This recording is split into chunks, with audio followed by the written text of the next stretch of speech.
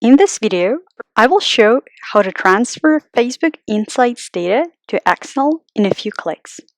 First, install your Supermetrics for Excel add-in.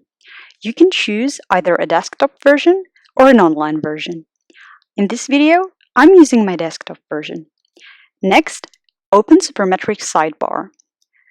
We will pull post data into the table. Let's start.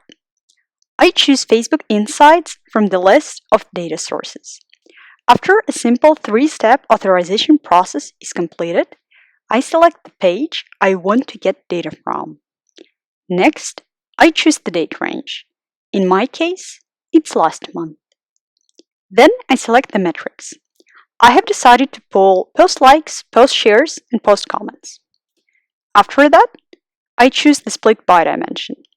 In my case, it's the post name. And that's it. I press the button to get data to the table. You can use Supermetrics to pull any data you want by selecting the metrics and dimensions you need. Happy reporting! Start your free 14-day trial of Supermetrics for Excel now.